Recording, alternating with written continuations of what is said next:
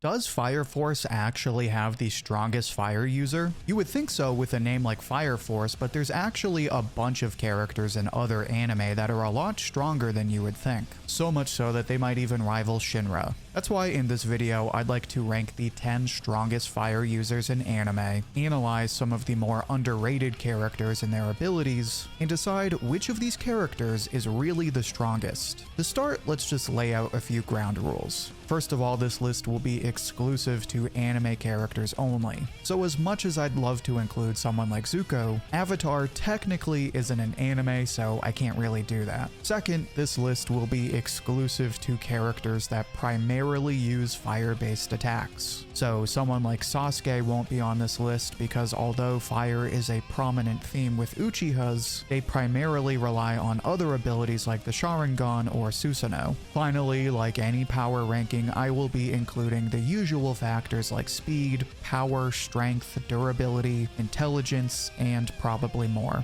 On that note, let's start off the list with the number 10 spot. At number 10, we have Charizard. Specifically, Ash's Charizard from the anime, because everyone had a Charizard, but Ash's Charizard is something else. This guy was so strong that in the beginning he didn't even listen to Ash half the time, but obviously when push came to shove, he came to fight. Charizard is one of Ash's most reliable Pokemon that he would always return to, even using it to fight an Articuno in the Battle Frontier. As a totally not dragon type, Charizard has a number of different abilities that make it one of Ash's strongest Pokemon, including but not limited to high-speed flight, fire breathing and other fire-based attacks, super strength, and high durability. Unfortunately, we never saw Ash's Charizard Mega Evolve or use one of the other newer abilities, but one can imagine that he would be able to do that under the right circumstances. Now, as much as I love Charizard and as much as I think he would be a lot of fire users in anime, the reason I have him at the bottom of this list is simply because of his relatively low power. Charizard can use a lot of strong moves, but his power doesn't compare to the disaster level power of some of these other characters. On that note, let's move on to the number 9 spot. At number 9, we have Endeavor from My Hero Academia.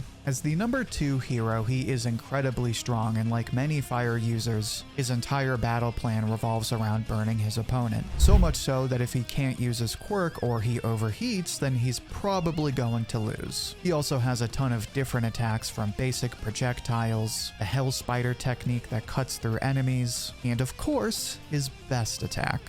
It's because of this kind of power that I think we can safely assume Endeavor would always beat Charizard. Ash's Charizard is strong, but if it takes one of those Prominence burn attacks, it's probably finished. Plus, Endeavor is just faster and has more hand-to-hand combat skills. Again, as much as I love Charizard, that's why he's on the bottom of this list. Although, funny enough, the next character on the list doesn't have very high power either, but he's just as deadly. Actually, real quick before we move on, make sure to become a member if you're enjoying the video. You get custom emojis and badges to show off during our weekly live streams, and you can pick which characters I rank next. At number 8 on the list, we have Roy Mustang from Full Metal Alchemist. Mustang is regarded as one of, if not the strongest alchemists in Full Metal Alchemist thanks to his fire ability. By using the marks on his gloves, Mustang can increase the concentration of oxygen around himself and his opponent, and then create a spark by snapping his fingers that heats up the air and sets it on fire. As a result, Mustang is able to light his enemies on fire instantaneously, either in a more concentrated flame with his left hand or a larger flame with his right hand. This means that unlike other fire users, Mustang does not rely on projectiles. Instead, he uses the oxygen in the air to inflame his enemy before they can react. Naturally, this also means that Mustang can't make proper use of these abilities if it's raining or if the air isn't dry enough. The moisture in the air inhibits his ability to create a spark with his gloves. In any event, it's because of the speed of this ability that Mustang would be able to defeat Endeavor more often than not. Endeavor has the higher power and speed, but Mustang only needs 1 second to use his ability. Even with Endeavor being as strong as he is, we know he's not immune to fire attacks considering his weakness of overheating. There's also an argument to be had that because he can manipulate oxygen, Mustang could potentially stop or at least mitigate Endeavor's powers, but it's not something we ever really saw him do. Although Endeavor could somehow outspeed him, Mustang would be able to win a one-on-one fight by getting the first hit in and then following up with a barrage of fire attacks, ultimately winning the fight before Endeavor can seriously damage Mustang. Unfortunately, this is where the terror of Mustang's abilities starts and ends, as our next character is practically invincible when it comes to fighting fire with fire. Next on the list at number 7, we have Akainu from One Piece. Thanks to the Magu Magu no Mi, Akainu is able to shoot magma projectiles, turn his arms into magma and punch his opponents, and can even turn his entire body into magma. This last part is the most reliable of Akainu's abilities because, like any Logia fruit user, he can make himself intangible by turning into magma. And it's this ability that gets Mustang into trouble. On the one hand, Mustang only needs a brief moment to set someone on fire, and this Logia ability doesn't happen by default, so Mustang could technically burn Akainu before he activates his intangibility. On the other hand, given Akainu's natural immunity to fire, he would likely be able to survive the initial attack. Then, once he knows it's coming, he can make himself intangible and then burn Mustang. Plus, since we know his magma is hotter than natural flames, Akainu would have a high resistance to all of Mustang's attacks. Hence why Akainu could beat Mustang with no problem. In contrast, our next fight would be a lot closer. On that note, our number 6 spot on this list goes to Jogo from Jujutsu Kaisen. Jogo is one of the cursed spirits that teamed up with Geto to take down Gojo and destroy all humans. As a collection of humanity's fear of natural disasters, Jogo is basically a walking, talking volcano. Not only does he exclusively use fire-based powers, but he even has fire shoot out of his head when he gets angry or excited. In addition, as a special grade cursed spirit, he has the kind of raw power that lets him fight against characters like Gojo and Sukuna. Of course, the question I'm sure everyone is wondering is how does his fire apply to Akainu when Akainu is a magma Logia user? In my opinion, this comes down to 2 factors. First, we need to figure out how hot Jogo's flames are, because if his fire is just like any other fire, then obviously Akainu can just tank his attacks. But if his fire is at least as hot as magma, then he would be on equal ground or higher. Given the fact that Jogo is basically a walking volcano, it's safe to say his fire is at least as hot as Akainu's magma. The second factor we need to consider is power output. On the one hand, both of these characters are extremely powerful. Akainu burned half of Punk Hazard over the course of his fight against Aokiji, and Jogo destroyed a huge chunk of Shibuya when he used his meteor technique. So regardless of the outcome, it's pretty clear that a fight between these two characters would always be close. That being said, I think Jogo has the advantage in terms of power. While Akainu destroyed an island, that took place throughout a fight that lasted for 10 days. And while he does have one of the strongest devil fruits in One Piece, his powers seem weaker compared to Jogo's. Not only can Jogo cause volcanic eruptions and launch meteor attacks, but thanks to his domain expansion, Jogo is capable of burning his enemy inside of a volcano, an attack that of course will never miss once activated.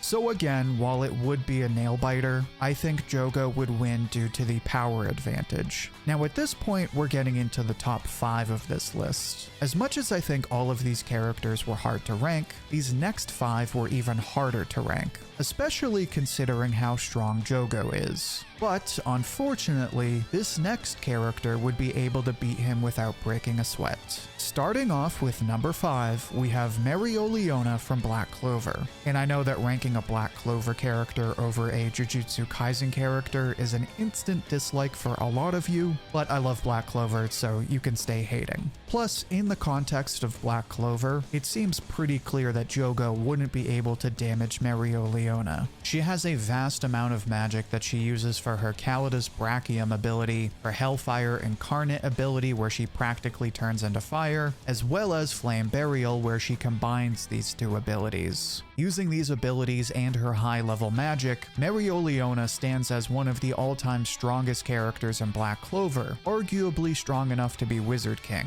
In fights, we've seen her use a level of power that allows her to solo high-level devils on her own. She's also capable of empowering her allies with another one of her abilities, but that doesn't apply in our context of a one-on-one fight. On top of that, we know that Mereoleona regularly trains in volcanoes, even taking baths in active lava without so much as a scratch. And this is the most damning piece of information for Jogo, because while Jogo has a high durability that allowed him to survive against someone as strong as Gojo, he was never powerful enough to beat him or Sukuna. Meanwhile, Mereoleona can solo high-level devils and is durable enough to literally bathe in active lava, meaning she is practically immune to fire-based attacks. As a result, Mereoleona will always beat Jogo in a one-on-one fight. Fortunately, our next character is someone who would give Mereoleona a much better fight. At number 4, we have Natsu from Fairy Tail. At this point, I'm sure the Jujutsu Kaisen fans are even more pissed, but just stay with me. Natsu uses Dragon Slayer magic. Specifically, he uses Fire Dragon magic. Not only does this allow him to use a ton of Fire Dragon-based attacks, including shooting fire, punching with fire, and breathing fire, but he can also eat fire to grow stronger and regenerate. In addition, he can occasionally eat other kinds of magics to upgrade his own abilities, like the time he ate Laxus's magic and could use a lightning attack. Now, against Mereoleona, the reason I say this is a close fight is mainly because I think it comes down to her durability versus Natsu's regeneration and power boosting. Like we explained, Mereoleona is highly resistant to fire magic, so in the beginning of the fight, Natsu would probably be unable to deal any serious damage. But Natsu is able to eat fire magic, meaning he can absorb any fire magic Mereoleona uses to boost his own power and healing. But again, that doesn't change Mereoleona's durability. So with these two characters, I think we have the closest fight on this list, because they're both incredibly fast, strong, and powerful. But the reason I have Natsu above Mereoleona is because I think he would beat her with time and would overpower her by gradually eating more of her magic. This would be very similar to when he was initially overpowered by the Fire God Slayer Zancro, but managed to beat him with his own magic in their second fight. This, combined with Natsu's other non-fire based abilities, is why I think he has a very slight edge over Mereoleona and beats her about 6 out of 10 times. Unfortunately, this next fight isn't even remotely close. Which brings us to the top 3 strongest fire users. Ironically, this next character isn't one of the first characters you would think of, but is definitely one of the strongest fire users in anime. At number 3, we have Escanor from Seven Deadly Sins. Escanor might not seem like a fire user, but he actually relies on fire more than anyone on this list. His ability Sunshine makes him incredibly weak during the night, but the single strongest human during the day thanks to the power of the sun. In fact, when the sun reaches high noon, Escanor is practically unkillable. Thanks to this ability, Escanor can power himself up with magic and can shoot fire-based spells with his divine axe Rita. Funny enough, Escanor is so in tune with the sun that when a demon ate his soul, it actually burned her from the inside because his soul was as hot as the sun. Basically, the dude could be dead and he'd still find a way to flex on his enemy. Now, I think Escanor beats Natsu every time due to his insane durability, his godlike power, and the simple fact that he has the power of the sun. Escanor's flames are as hot as the sun, while Natsu's are as hot as dragons. So when we're power ranking different kinds of fire, I think it's safe to say that the sun is hotter than a dragon. Similarly, Escanor's durability allows him to take basically any attack head on without taking any damage, especially fire-based attacks. And of course, Escanor has demonstrated greater feats of power, easily killing members of the 10 Commandments with one attack, melting everyone around him with his radiating magic, and burning up entire lakes with his fire projectiles. Naturally, there's the question of how Natsu's ability to eat fire would come into play, but Escanor is an interesting case because he's both the most reliant and the least reliant on fire. He needs the sun to have any power at all, but once he has the power of the sun, it boosts all of his other abilities, including his strength, power level, durability, and even speed.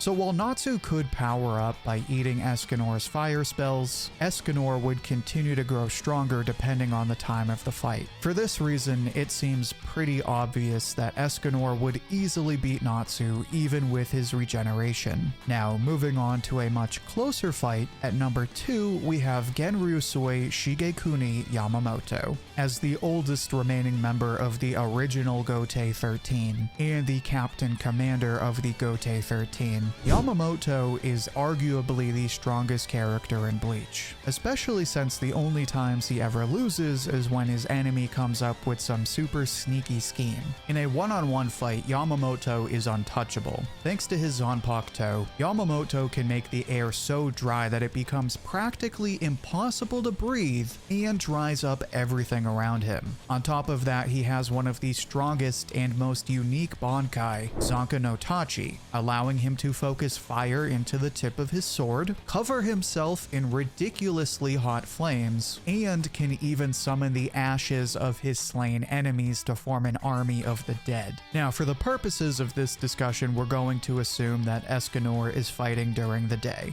In this case, while I think it would be somewhat close, Yamamoto is going to win simply because he's the more versatile fighter. Escanor is a god in terms of raw power, but his reliance on that power means he isn't as trained as someone like Yamamoto. With his thousands of years of experience, Yamamoto is both a master swordsman and a master of martial arts. His mastery over hand-to-hand combat allowed him to deal a devastating blow against Wonderweiss, even if he ultimately lost the fight. He's also a master of Kido, and his Shunpo would make him at least as fast as Escanor. Of course, his spiritual power is so high that when he activates his Bankai, it melts all of the moisture in the air, a feat similar to but clearly more impressive than Escanor's radiating magic. Finally, the versatility of his Bankai means Yamamoto has a number of different techniques to beat Escanor. Yamamoto could easily trap Escanor with an army of the dead before defeating him with his Zanka no Tachi. It's also important to note that while Escanor can reach a level as hot as the sun, Zanka no Tachi allows Yamamoto to wrap himself in fire that is over 15 million degrees Celsius. The core of the sun also reaches over 15 million degrees Celsius, meaning Yamamoto could tank just about any one of Escanor's attacks. Clearly, this means that Yamamoto would be able to destroy Escanor, even if the fight wouldn't be easy. Sadly, this is where the fun ends, because the next character on our list is so insanely strong that it literally makes him a cartoon character. The final character on our list is Shinra Kusakabe from Fire Force. You knew Fire Force was going to be high on the list, naturally, but it's probably a bit shocking to think that Shinra could easily defeat Yamamoto.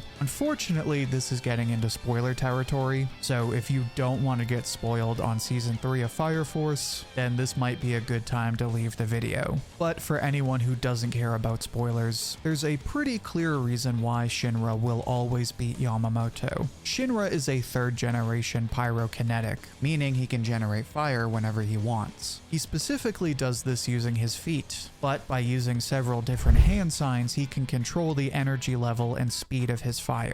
He also has the rare Adela Burst ability, which allows him to travel at the speed of light, sometimes even faster. Right off the bat, this means Shinra can outspeed Yamamoto. Now, ordinarily, Yamamoto would easily beat Shinra in his Bankai due to a higher durability and power level. But with both characters at their full power, Shinra wins thanks to his final form, Shinra Banshoman. In this form, Shinra is practically a god. all of his physical abilities get powered up to the point where he can basically light the entire planet on fire. He can use his imagination to create whatever he wants, and he can even stop time. So in this form, as powerful as Yamamoto is, it's obvious that he has no chance against Shinra. Although I should point out that using this form is technically cheating. This was supposed to be one-on-one fights only. When Shinra is in Shinra Banchoman, he performs a soul resonance with his brother and mother. If you want to be technical, that would make this a 3-on-1. At the same time, it's still one person, just with the power of 2 other people. So if you follow that logic, it's still a 1-on-1 fight, meaning in our list, Shinra is clearly number 1. Even if you don't allow Shinra Banchoman, Shinra would still beat Yamamoto in a close fight. Shinra has a high level of durability, being able to endure hits from some of the strongest characters like Benimaru and Burns. Plus, thanks to his Adela Burst, Shinra can travel faster than light. Naturally, this means he's like the Flash in the sense that his speed gives him an insane amount of power behind his kicks. Obviously, Zanka no Tachi means that Yamamoto's flames would burn hotter than Shinra's, but Shinra's speed would allow him to overpower Yamamoto. Plus, considering he's a 3rd-generation pyrokinetic and a trained Fire Force soldier with an Adela Burst, it's not unreasonable to assume Shinra can endure Yamamoto's fire-based attacks long enough to win the fight. So, in his normal form, Shinra would win in a very close fight. But obviously, in his full power, Yamamoto would have no chance.